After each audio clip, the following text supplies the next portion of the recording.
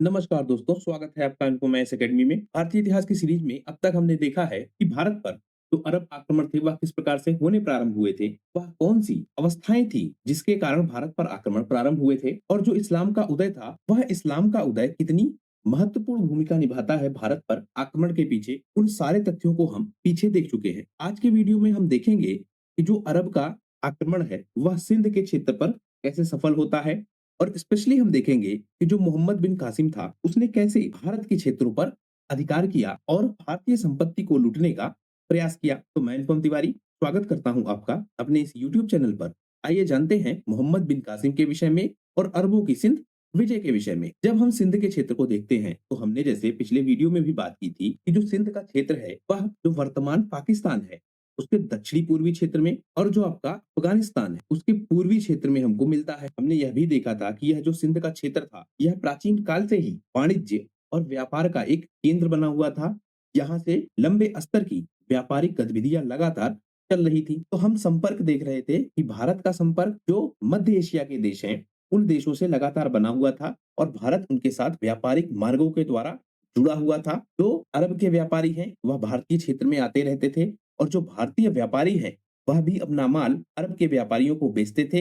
और सिंध इसमें एक मीडिएटर की भूमिका आप कह सकते हैं, या मिड पॉइंट की भूमिका में आप कह सकते हैं, वह हमको लंबे समय से ही दिख रहा था। अब हम समझें कि जो अरबों का घुसपैठ हुआ भारतीय क्षेत्र में वह किस प्रकार से हुआ, उसका घटनाक्रम क्या है। अरबों के विषय में अगर हम देखें तो 636 ईस्वी से ही जो खलीफा उमर थे उन खलीफा उमर के ही शासनकाल से भारतीय क्षेत्र पर अरबों ने घुसपैठ करने के प्रयास प्रारंभ कर दिए। जो उमर पैगंबर हैं यह है कौन? यह दूसरे उत्तराधिकारी हैं पैगंबर साहब। बहुत सारे लूट के अभियान प्रारंभिक काल में भी दिखते हैं, जैसे 637 ईस्वी में हमको थाने जो कि मुंबई के निकट है वहां पर एक लूट की घटना दिखती है, और उससे अंदाजा लगाया जाता है कि जो अरब के लोग थे वह न सिर्फ आक्रमणकारी के रूप में बल्कि कई बार गुप्त तरीके से लुटेरों के रूप में भी आते थे और भारतीय संपत्ति को लूटते थे। जैसे जो यह आक्रमण हुआ 637 ईस्वी में, इस समय अगर हम देखें तो बहुत बड़े कोई युद्ध नहीं हुए, कोई बड़ी घटना नहीं मिली। जिन मार्गों से यह आए थे उन मार्गों पर हमको कोई युद्ध नहीं मिलता है। यह लूटपाट कर रहे हैं कहाँ?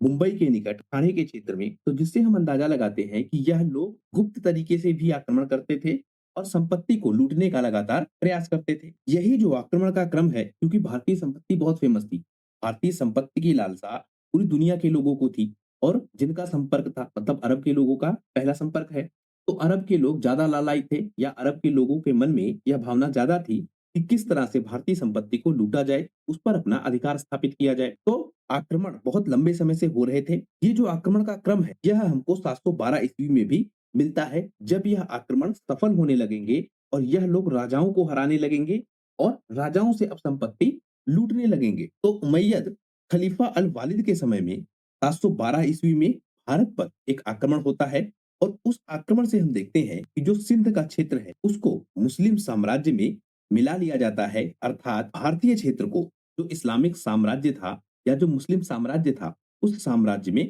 सम्मिलित कर लिया जाता है। अब हम समझे कि जो मोहम्मद बिन कासिम था उसके विजय अभियान किस प्रकार से काम कर रहे थे, कैसे उसने भारत के क्षेत्र पर हमला किया, कैसे उसने सिंध के मैदान को कब्जाया, उस पूरे घटनाक्रम को हम समझने का प्रयास करेंगे। हम अगर कासिम के विषय में देखें तो यह 17 वर्ष की उम्र में ही सेनापति के रूप में नियुक्त हो जाता है, और यह उमैयद का सेनापति था। और हमने पीछे बात की थी कि जो अरब के लोग हैं वह आक्रमण करते हैं सिंध के क्षेत्र पर, और यह बताते हैं कि भारतीय संपत्ति को लूटा जा सकता है, भारत के संसाधनों पर अधिकार किया जा सकता है। उसके साथ साथ जो तत्कालीन कारण बना था समुद्री लुटेरों का, तो वह घटनाक्रम भी हमने देखा था कि समुद्री लुटेरों ने इनके एक जहाज को लूट लिया था। उसके कारण जो राजा होते हैं दाहिर, उन पर आक्रमण किया जाता है और उनके क्षेत्र को हथियाने का प्रयास किया जाता है, जिसमें वह लोग सफल भी होते हैं। तो अब एक क्रम चलेगा अरब के आक्रमण का। अरब से बहुत सारे आक्रमणकारी भारतीय क्षेत्र पर अधिकार करने का लगातार प्रयास करें। इसी क्रम में हमको मोहम्मद बिन कासिम मिलता है। यह 17 साल की उम्र से ही सेनापति था,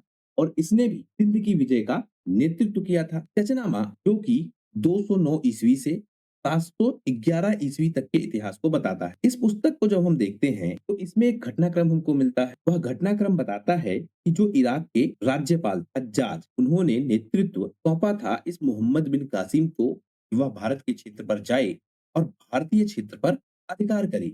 उस सिंध विजय का जो काम दिया गया था वह इस मोहम्मद बिन कासिम को दिया गया था। जो मोहम्मद बिन कासिम था यह दरअसल हज्जाज का ही भतीजा था और एक कुशल सेनापति के रूप में हमको दिखता है।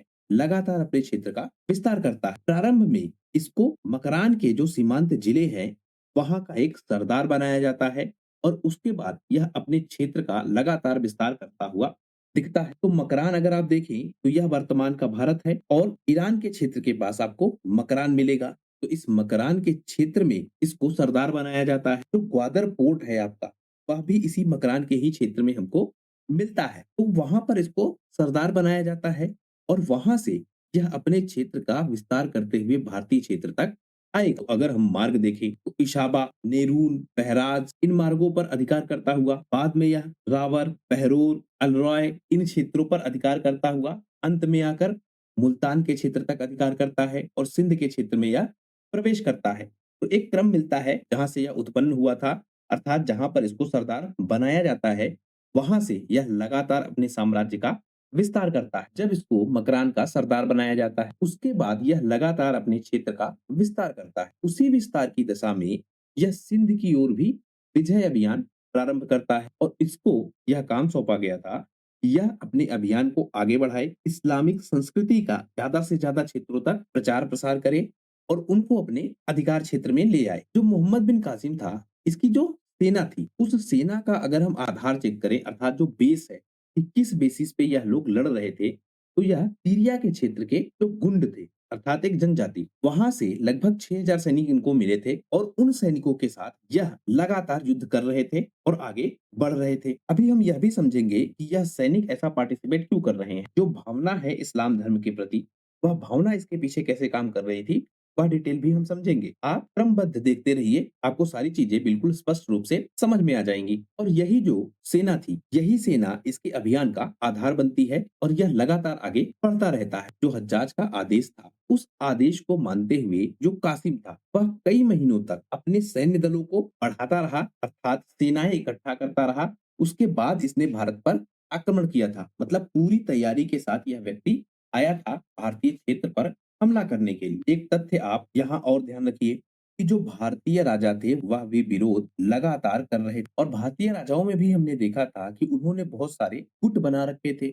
उन गुटों के माध्यम से यह पश्चिम के या मध्य एशिया के आक्रमणों को लगातार रोक रहे थे। यह बात मध्य एशिया के लोगों तक पहुंच चुकी थी। भारत पर हमला करना, उनको अपने अधिकार क्षेत्र में ले आना इतना आसान नहीं होगा। तो अब यह लोग एक बड़ी सेना के साथ आएंगे और यह सेना जो इकट्ठा करेंगे उसके पीछे धार्मिक भावना काफी ज्यादा काम करेगी जिससे यह भारत पर पूरे वेग के साथ हमला कर पाएंगे। बाद में जो यह मोहम्मद बिन कासिम है यह और आगे बढ़ता है। मतलब जब इसके पास सेना इकट्ठी हो जाती तो अपनी सेना के साथ यह आगे बढ़ता है और पूरब की तरफ लगातार बढ़ता हुआ चला जाता है। इसके साथ एक व्यक्ति भी हमको मिलता है जिसका नाम मिलेगा मोहम्मद इब्न हरून। तो जो मोहम्मद इब्न हरून है यह भी इसके साथ अभियान में शामिल था, लेकिन इसकी मृत्यु भारत पर आक्रमण करने से पहले ही हो जाती है या पहले ही यह मर चुका होता है। तो भारत पर आक्रमण करेगा मोहम्मद बिन कासिम। जो अरब के स्रोत हैं वह बताते हैं कि जो 8वीं सदी का काल है उस समय राजा दहर का शासनकाल था। कहाँ पर? जो सिंध है वहां पर दहर का क्षेत्र था। मतलब पूरे इलाके पर दहर का ही शासन था। यह जो दहर था हमने पीछे भी देखा है कि यह राजा तच का पुत्र है और उसका उत्तराधिकारी है। दहर के भाइयों के बीच भी उत्तराधिकार का संकट था, यह भी हमने समझा था। तो बाद में दहर राजा बनता है और दहर के राजा बनने के बाद ही सिंध पर सफल आक्रमण हो पाते हैं। जो चच हैं इन्हीं के नाम पर हमको पुस्तक मिलती है चचनामा। यह भी हमने देखा था जिसमें सिंध के विषय में सबसे डिटेल इंफॉर्मेशन हमको मिलती है। चचनामा की अगर हम बात माने तो जो चच का साम्राज्य था उसमें मकरान, कश्मीर यह सब कुछ शामिल होता था। एक बड़े क्षेत्र पर यह शासन को चला रहे होते हैं। लेकिन जब इनके पुत्र आते हैं तो वह इतने विशाल क्षेत्र को संभाल नहीं पाते हैं क्योंकि उत्तराधिकार का विवाद भी हम देख रहे थे। तो भाइयों में आपस में विवाद भी था जिसके कारण हम देखें तो इनका क्षेत्र थोड़ा सिमट जाता है। अब इनके शासन क्षेत्र में जो ब्राह्मणाबाद था, जो आरोर था, देबाल था, यही सारे क्षेत्र मिलते हैं। यह जो देबाल है इसकी चर्चा भी हमने पीछे की है। यहीं पे एक बंदरगाह था जिस पर आक्रमण सबसे पहली बार किया जाता है और इसको अपने अधिकार क्षेत्र में लिया जाता है। अब इसका कारण क्या था कि जो जहाज था जिसको कब्जा कर लिया गया था समुद्री लुटेरों द्वारा, या समुद्री डाकुओं द्वारा और बंदी बनाए गए थे कुछ लोग। वो जो बंदी बनाए गए लोग थे उसमें बहुत सारे अरब के व्यापारी भी थे और उपहार जा रहा था अरब के ही क्षेत्र में श्रीलंका से, तो उसको लूट लिया जाता है, उसको बंदी बना लिया जाता है। इसी कारण यह हमला होता है, मतलब जो कारण बताया जाता है। मूल कारण हमने पीछे बात की है कि इस्लाम का विस्तार करना और भारतीय संपत्ति को लूटना, यह दो मूल कारण थे। जो तात्कालिक कारण था वह समुद्री डकैतों द्वारा अरब के एक जहाज को लूटना था। मोहम्मद बिन कासिम सिंध पर हमला करता है और यह हमला करता कैसे है, तो यह जो सिंधु घाटी का क्षेत्र था वहां तक स्थलीय क्षेत्र से या स्थल मार्ग से पहुंचता है और जो देवाल शहर था उस देवाल शहर को घेर लेता है। इसके अलावा जो युद्ध सामग्री थी, जो राशन था, वह सब कुछ समुद्री मार्ग से इसके पास आता है। क्योंकि जैसे हमने पीछे चर्चा की है कि व्यापारियों को दो तरह के मार्ग पता, एक स्थल मार्ग, दूसरा समुद्री मार्ग। तो स्थल मार्ग का प्रयोग किया मोहम्मद बिन कासिम ने हमला करने के लिए और समुद्री मार्ग का प्रयोग किया अपने लिए राशन मंगवाने के लिए। तो हमला भी हो रहा है और युद्ध की सामग्री भी आ रही है। जो देवाल शहर था यह सिंधु नदी घाटी के मुहाने पर था और यहाँ पर राजा दहर का एक लेफ्टिनेंट मिलता है, मतलब एक स्थानीय प्रशासक मिलता है और उसका शासन वहां पर होता है। लेकिन पूरा क्षेत्र राजा दहर के कंट्रोल में है। सेनाएं लगातार आगे बढ़ती हैं, इसकी मोहम्मद बिन कासिम की। और यह जो नीरून का क्षेत्र है, नीरून अर्थात जो वर्तमान पाकिस्तान में हैदराबाद है, एक हैदराबाद आपको पाकिस्तान में भी मिलेगा, तो जो पाकिस्तान का हैदराबाद है उसके निकट जो नीरून था वहां तक सेनाएं पहुंचती है और वहां का जो स्थानीय प्रशासक होता है वह आत्मसमर्पण कर देता है, मतलब वह सरेंडर कर देता है। इसके बाद जो मोहम्मद बिन कासिम है यह बहुत सारे क्षेत्रों को अपने अधिकार में ले आता है और उनकी संपदा को लूटता है। जैसे तडुसन, सावंडरी, बसमत, इन सारे क्षेत्रों पर वह अधिकार करता है और अपना आधिपत्य प्रदर्शित करता है। अंत में जो यह कासिम है यह सिंधु नदी को पार कर और पार करने के बाद यह चाहता है कि जो राजा दहर है उनसे यह डायरेक्ट युद्ध करे, क्योंकि यह मान रहा था या इसने ऐसी बातें फैला रखी थी कि राजा दहर के कारण ही समुद्री डाकुओं ने लूट की है। ऐसी इसने विचारधारा फैला रखी थी और उससे यह राजा दहर को दोषी ठहरा रहा था। तो उसी क्रम में यह चाहता है कि सिंधु नदी के बाद यह राजा दहर से युद्ध करे और यह युद्ध हो जाता है। राजा दहर जो है उनकी जो सेना है वह कई दिनों तक इन हमलावरों का सामना करती है, लेकिन अंत में जो अरब हमलावर हैं, क्योंकि इनके पास राशन की सप्लाई लगातार हो रही थी, युद्ध की सामग्री लगातार आ रही थी और इसके साथ साथ जो भावना थी लड़ने की वह भावना भी लगातार काम कर रही थी। तो इसके कारण जो राजा दहर हैं वह युद्ध को हार जाते हैं और युद्ध में उनकी हत्या हो जाती है। इसके बाद जो उनकी राजधानी थी, इसकी राजा दहर की, और राजधानी कौन सी, ब्राह्मणाबाद और अलौर, ये जो दो राजधानियां हैं राजा दहर की, इन पर अधिकार किया जाता है और मोहम्मद बिन कासिम अब इस पूरे क्षेत्र का शासक बन जाता है। इसके बाद मोहम्मद बिन कासिम मुल्तान का अभियान करता है। मोहम्मद बिन कासिम चाहता है कि वह सिंधु के पूर्वी तटों की ओर लगातार बढ़ता रहे और मुल्तान पर अधिकार कर ले। तशनामा भी इस बात को बताता है कि जो हज्जाज था उसने कासिम को यह निर्देश दिया था कि उसका अंतिम लक्ष्य क्या है, मुल्तान पर अधिकार करना। मतलब उसको यह कह के भेजा गया था कि आपको मुल्तान तक अधिकार करना है। अब आप यही देखिए, अगर इनका विरोध राजा दाहर से था और यह दोषी मानते थे कि राजा दाहर की वजह से इनका व्यावसायिक जहाज लूटा गया है, तो यह राजा दाहर के ही क्षेत्र तक अधिकार करते। लेकिन पहले से ही कह के भेजा गया है कि आप मुल्तान तक शासन को कायम करिए, उस क्षेत्र को अपने अधिकार में ले आइए। तो जो राजा दहर वाली स्टोरी इन लोगों ने फैला रखी थी वह स्टोरी काफी हद तक फेल कर जाती है। जब हम चशनामा के उल्लेखों को देखते हैं तो यह मुल्तान पर कब्जा करने का प्रयास करता है। इसके साथ यह देखता है कि जो इसने ब्राह्मणाबाद अधिकार में लिया था, अर्थात जो दाहर का क्षेत्र था या जो राजधानी थी दाहर की ब्राह्मणाबाद, उसको इसने अपने अधिकार में लिया था। लेकिन यह पाता है कि वहां के जो लोग हैं उनको अपने अधिकार क्षेत्र में लंबे समय तक रख पाना बहुत मुश्किल है और उसके साथ यह बताता है कि यहाँ के जो ब्राह्मण हैं वह ब्राह्मण बहुत भले लोग हैं और बहुत भरोसेमंद लोग हैं। अब आप देखते रहिए कि किस तरह से यह तथ्यों को पलटेंगे। पहले कह रहे थे कि यह लुटेरे हैं, इन्हीं की वजह से हमला हुआ है और उसका दंड देने के लिए यह व्यक्ति आया। फिर कहेगा कि यह बहुत भरोसेमंद लोग हैं और इनको उच्च पद दिए जाने चाहिए। और तो विवरण क्या मिलते हैं कि यहाँ की घेराबंदी की गई, उनको अपने अधिकार क्षेत्र में लाया गया और उसके बाद उनको उन्हीं पदों पर नियुक्त कर दिया गया जिन पर वे हिंदू राजवंश के समय नियुक्त थे। अब क्योंकि समस्या हमारे सामने यह है कि इतिहास के बहुत ज्यादा साक्ष्य हमको नहीं मिलते हैं इस क्षेत्र विशेष, उसके कारण हम ये ठीक से समझ नहीं पाते हैं कि दरअसल जो सिंधु का क्षेत्र था उस क्षेत्र में हुआ क्या था, क्यों इन व्यक्तियों की पुनः नियुक्ति की गई, क्योंकि यह लोग इस्लाम की भावना को फैला रहे थे या इनका कार्य इस्लाम का विस्तारीकरण, भारतीय संपत्ति को लूटना था। तो अगर संपत्ति को लूटना इनका लक्ष्य था तो यह भारतीयों की ही नियुक्ति फिर से क्यों करते? अगर इस्लाम का प्रसार करना इनका लक्ष्य था तो यह ब्राह्मणवादी व्यवस्था को फिर से कैसे स्थापित होने देते, क्योंकि यह ब्राह्मणों की ही पुनर्नियुक्ति कर रहे हैं। तो इसके कारण थोड़ा-सा यहाँ कन्फ्यूजन पैदा हो जाता है कि इन्होंने ऐसा किया क्यों? क्या जो वहाँ के स्थानीय निवासी थे या जो स्थानीय अधिकारी थे, वह इतने ताकतवर थे? क्या उनमें इतनी योग्यता थी कि उनको रिप्लेस कर पाना मोहम्मद बिन कासिम के बस की बात नहीं? तो जो भी घटनाक्रम रहा हो, हमको यह विवरण मिलता है कि जो ब्राह्मण थे वहाँ के, उनको फिर से उन्हीं पदों पर नियुक्त किया जाता है, जिन पदों पर वह हिंदू राजवंश के समय में बने हुए थे। कचनामा यह भी कहता है कि इस मोहम्मद बिन कासिम ने जो ब्राह्मणाबाद का क्षेत्र है, वहां पर पुरानी व्यवस्था को फिर से स्टेब्लिश किया, कोई धार्मिक हस्तक्षेप नहीं किया और वापस अलोर की ओर चला गया, मतलब वापस यह अपने पुराने क्षेत्रों में चला गया। अब जो यह राजा दाहिर को हराए जाने का घटनाक्रम है, यह भी कई बार हमको विवादित मिलता है कि किस हद तक यह बात ठीक है कि राजा दाहिर को मोहम्मद बिन कासिम ने हराया और युद्ध में मार दिया, क्योंकि उसके बाद के जो हम घटनाक्रम देखते हैं में हमको कई सारे ऐसे रीजन मिलते हैं जो क्वेश्चनेबल बन जाते हैं इन सारे विवरणों के पीछे। फिलहाल हम देखते हैं कि अरब विजेताओं का क्षेत्र सिंध के क्षेत्र में स्थापित हो जाता है, लेकिन जो अरब विजेता है वह स्थानीय प्रथाओं में हस्तक्षेप नहीं करते हैं।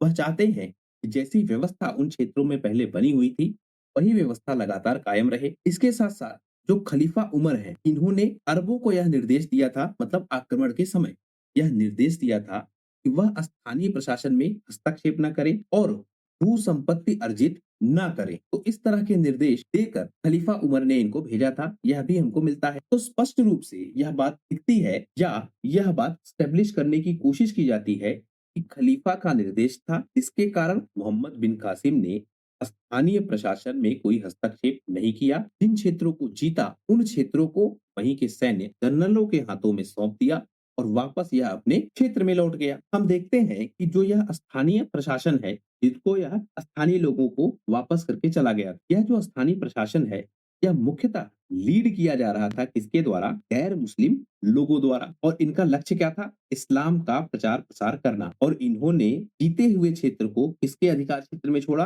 गैर मुस्लिम लोगों के हाथों में। ताहिर ने इस क्षेत्र को जीता था और जीतने के बाद जिस व्यवस्था को बनाया था उस व्यवस्था को कहा जाता है ब्राह्मणावाद की व्यवस्था, अर्थात इस क्षेत्र को जीतकर वहीं के पुराने अधिकारियों की पुनर्नियुक्ति कर दी गई। उसी व्यवस्था को कहते हैं ब्राह्मणावाद की व्यवस्था। यह व्यवस्था एक टर्मिनोलॉजी के रूप में आप याद रखिएगा कि पूछा जा सकता है आपसे कि जो ब्राह्मणावाद की व्यवस्था, वह व्यवस्था किस प्रकार से काम कर सकती है। जैसे वर्तमान में रूस का और यूक्रेन का युद्ध हो रहा है, आप इसको कनेक्ट करिए, इतिहास किस लेवल तक जाता है। रूस और यूक्रेन का युद्ध हो रहा है। मान लेते हैं कि रूस यूक्रेन के पूरे क्षेत्र पर अधिकार कर लेते और अधिकार करने के बाद वहीं के जो स्थानीय निवासी हैं या जो स्थानीय अधिकारी हैं, उन्हीं स्थानीय अधिकारियों की पुनर्नियुक्ति यह कर देता है। मतलब जिन लोगों को जानकारी है उस क्षेत्र की पहले से ही, उन्हीं लोगों की यह पुनः नियुक्ति कर देता है। यह व्यवस्था कौन सी होगी? ब्राह्मणावाद की व्यवस्था। तो इस टर्मिनोलॉजी के रूप में इसको इस्तेमाल किया जाता है। इस ब्राह्मणावादी व्यवस्था में जो लोग रहते थे उनके लिए भी एक टर्म है, उनको कहा जाता था पीपल ऑफ द बुक, अर्थात जिम्मी या संरक्षित जन। People of the book, Jimmy या संरक्षित जन, इस ब्राह्मणावाद की व्यवस्था में स्थापित लोग हमको मिल रहे हैं। इस व्यवस्था को बसाया था किसने? मोहम्मद बिन कासिम ने। अरबों की जो सिंध पर विजय हुई, उस विजय के परिणाम क्या निकले? तो अगर हम परिणामों को देखें तो जो टेनली लेन पूल है, एलिफ्सन है, वह कहते हैं कि यह बगैर परिणाम की जीत और मोहम्मद बिन कासिम को वापस होना पड़ा था। वह कोई भी परिवर्तन भारतीय क्षेत्र में नहीं कर पाया, ना राजनीतिक व्यवस्था में, ना प्रशासनिक व्यवस्था में, ना धार्मिक व्यवस्था में। और यह बगैर परिणाम की जीत थी, कोई रिजल्ट नहीं मिला। और यह मानते हैं कि भारतीय क्षेत्र को जीता किसने था? तुर्कों ने, जो बाद में आक्रमण करेंगे। और तुर्क ही वास्तव में वह लोग हैं जो भारतीय क्षेत्र को सबसे पहली बार जीतते हैं और अपनी प्रशासनिक व्यवस्था को स्टेब्लिश करते। यही व्यवस्था बाद में दिल्ली सल्तनत के रूप में हमको मिलती है। तो तुर्क आक्रमण के बाद ही हम देखते हैं कि भारतीय साम्राज्य पे या भारतीय क्षेत्र पर किसी विदेशी शक्ति का या किसी बाहरी शक्ति का अधिकार होता है। हम बात कर रहे हैं अरब आक्रमण की और तुर्क आक्रमण। इससे पहले के आक्रमणों की हम बात नहीं कर रहे हैं। क्योंकि उन्होंने भी अधिकार स्टैब्लिश किया था। हम इन दोनों के मध्य कंपेयर कर रहे हैं कि अरबों ने सबसे पहले अपना अधिकार स्टैब्लिश किया या तुर्कों ने। तो उस क्रम में अगर हम देखें तो तुर्कों ने पहली बार भारतीय क्षेत्र पर अधिकार स्टैब्लिश किया, ऐसा यह बता रहे हैं। हालांकि कुछ विद्वान यह भी मानते हैं भले ही जो भारतीय भूगोल था उस पर असर नहीं पड़ा, अर्थात जो भारतीय क्षेत्र था वह अरबों के अधिकार क्षेत्र में नहीं आया, लेकिन राजनीतिक असर हमको जरूर देखने को मिला, क्योंकि मोहम्मद बिन कासिम ने उस क्षेत्र को जीता और जीतने के बाद कानून व्यवस्था को बनाया, मुस्लिम शासन व्यवस्था का प्रसार किया, मतलब प्रणाली का, मुस्लिम शासन व्यवस्था की जो प्रणाली थी उस प्रणाली को फैलाने का प्रयास किया और यह विश्वास जगाया कि जो अच्छा प्रशासन है वह मुस्लिम राजाओं द्वारा प्रदान की जा सकती है। अब यह विचारधारा एक लंबे समय तक काम करेगी, अर्थात जो भारतीय लोग हैं उन लोगों के मन में यह विश्वास पैदा कर दिया जाएगा कि जो मुस्लिम शासन है वह शासन काफी अच्छा है। हम उत्तर भारत की घटनाक्रम को जब देखते हैं तो उत्तर भारत का जो क्षेत्र है उस क्षेत्र पर लगातार युद्ध हो रहे थे, लगातार नई नई प्रशासनिक व्यवस्थाएं उभर रही थी, नए नए वंश उभर रहे थे। तो उस घटनाक्रम के दौरान हम देखते हैं कि जो भारत का क्षेत्र है वह अव्यवस्थित सा रहता है, मतलब जो व्यवस्था है वह व्यवस्था ठीक से नहीं होती है। इससे जो आम जनमानस है वह काफी पीड़ित होता है। कासिम के आक्रमण से क्या हुआ, उन्होंने एक विश्वास पैदा किया भारतीय जनता के मध्य कि जो मुस्लिम शासन वह अच्छा शासन है और उसमें स्थानीय लोगों को अच्छा स्थान मिलेगा, उनकी नियुक्ति अच्छे पदों पर होगी, जिनमें क्षमता है उन सबको एक अच्छा स्थान मिलेगा। यह विश्वास जब आता है भारतीय जनता में तो यह विश्वास बाद तक काम करता रहेगा और उसी कारण हम देखते हैं, या हम कहें कि एक बड़ा प्रभाव हम देखते हैं कि जब बाद में भारत पर आक्रमण होंगे तो भारतीय जनता अपने आक्रमणकारी शासकों को स्वीकार करेगी, अर्थात उनकी अधीनता को कहीं ना कहीं मानेगी। एक पक्ष काम करेगा, मतलब यही पूरा रीजन नहीं है, पर एक पक्ष यह भी काम करेगा कि जो मुस्लिम शासन की व्यवस्था है उसके प्रति जो विश्वास पैदा किया मोहम्मद बिन कासिम ने, वह विश्वास हमको एक लंबे समय तक दिखेगा भारतीय क्षेत्र में। इसके साथ जो इतिहासकार हैं वह एक तथ्य और बताते हैं, वो कहते हैं कि भले ही कासिम जीत नहीं पाया या कासिम ने प्रशासनिक व्यवस्था को स्थापित नहीं किया, अपने अधिकार क्षेत्र में भारतीय क्षेत्रों को शामिल नहीं किया, लेकिन उसने एक बहुत बड़ा काम किया। जो भारत की कमजोरियां था, जो भारतीय समाज में बुराइयां थी, स्थानीय प्रशासक आपस में लगातार लड़ रहे थे, उस लड़ाई का फायदा उठाकर कैसे उन पर अधिकार किया जा सकता है, ये जो बात यह अरब के क्षेत्र तक फैल गई और यही बात तुर्कों तक भी पहुंची और ये कारण बना बाद में भारतीय साम्राज्य पर तुर्कों के आक्रमण का और अपनी साम्राज्यिक व्यवस्था को स्थापित करने का। तो भारतीय समाज की जो कमजोरियां थी वह कमजोरी अरबों के माध्यम से पश्चिम के क्षेत्रों तक फैल चुकी थी। अब हम यह समझना चाह रहे हैं कि जो अरब आक्रमण हुए, उन अरब आक्रमणों के कारण जो भारतीय समाज है, जो भारतीय संस्कृति है, उन पर क्या प्रभाव पड़ा। तो हमने पीछे देखा है कि बहुत सारी भारतीय पुस्तकें पश्चिम के क्षेत्रों में या मध्य एशिया के क्षेत्रों में जाती है। मैं बार बार पश्चिम शब्द इसलिए इस्तेमाल करता हूँ कि ये सारे क्षेत्र भारत के पश्चिम दिशा में, तो इसीलिए मैं बार बार पश्चिम शब्द इस्तेमाल कर रहा। वर्तमान रेफरेंस में अगर हम देखें तो जब भी कहा जाता है पश्चिम के देश, तो उस रेफरेंस में यूरोप के देशों को ज्यादातर देखा जाता है या अमेरिका को भी उसी कैटेगरी में रखा जाता है। इसलिए शायद आप थोड़ा सा कंफ्यूज हो रहे होंगे, तो मध्य एशिया शब्द कहना ज्यादा उचित होगा। तो हम देखते हैं कि जो अरब का क्षेत्र है, जो मध्य एशिया का क्षेत्र है, उस मध्य एशिया के क्षेत्र में भारतीय पुस्तकों का अनुवाद होता है। दो पुस्तकें हमने पीछे देखी थी, एक आपकी पंचतंत्र और दूसरा ब्रह्म सिद्धांत। यह दोनों पुस्तकें पहुंचती हैं मूलतः और इनका अनुवाद होता है। इससे हम देखते हैं कि जो भारतीय गणित है, खगोलीय विज्ञान है, चिकित्सा है, इन सब का पश्चिम के देशों पर बहुत गहरा प्रभाव पड़ता है। यह अन्य भारतीय पुस्तकों का भी अरब के क्षेत्र में ले जाकर अनुवाद करते हैं और उससे यह लोग बहुत सारी जानकारियां प्राप्त करते हैं। जैसे ब्रह्मगुप्त की ब्रह्म सिद्धांत, जिसकी हमने चर्चा पहले ही की, यह ट्रांसफर हुई और इस पुस्तक को सिंध हिंद के नाम से ट्रांसलेट किया गया। इसके अलावा गणित की अन्य पुस्तकों का भी अनुवाद किया गया। जो चिकित्सा शास्त्र से संबंधित पुस्तकें हैं उनका भी अनुवाद किया गया, जैसे जो चरक संहिता है, जो सुश्रुत संहिता है, इन दोनों पुस्तकों का भी अनुवाद किया गया। दोनों चिकित्सा शास्त्र की एक अचूक पुस्तकें हैं या हम कहें कि अद्वितीय पुस्तकें हैं। इनका सब्स्टिट्यूट ढूंढ पाना शायद बहुत मुश्किल है, इस लेवल की यह पुस्तकें हैं। तो इन पुस्तकों का अनुवाद किया गया। इससे चिकित्सा के क्षेत्र में, साहित्य के क्षेत्र में, गणित के क्षेत्र में खगोल विज्ञान के क्षेत्र में, इन सारे क्षेत्रों में भारतीय प्रभाव हमको अरब के क्षेत्र में मिलता है। भारतीय सभ्यता का, भारतीय ज्ञान वहां पर लगातार प्रचार प्रसार होता है। इसी कारण हम यह भी देखते हैं कि बहुत सारे ऐसे भारतीय चिकित्सक जो अरब के क्षेत्र में जाते हैं इन पुस्तकों को एक्सप्लेन करने के लिए, प्लस इन पुस्तकों में थ्योरी है, अब प्रैक्टिकल तो है नहीं, तो प्रैक्टिकल कौन सिखाएगा? वह सिखाने का काम भारतीय चिकित्सक करते हैं। इनको बड़ी मात्रा में धन दिया जाता है, प्रारंभ में इनको खूब सारा आदर दिया जाता है, खूब सारा सम्मान दिया जाता है और इनसे चिकित्सा पद्धतियों को सीखा जाता है। तो अरब के लोग भारतीय सभ्यता से यह सब कुछ सीख रहे थे। ऐसे ही एक चिकित्सक हमको मिलते हैं मनका के नाम से। मनका जो चिकित्सक हैं, यह अरब के क्षेत्र में गए थे और वहां पर इन्होंने बहुत सारा धन कमाया, बहुत सारा यश कमाया। और यह कमाया क्यों?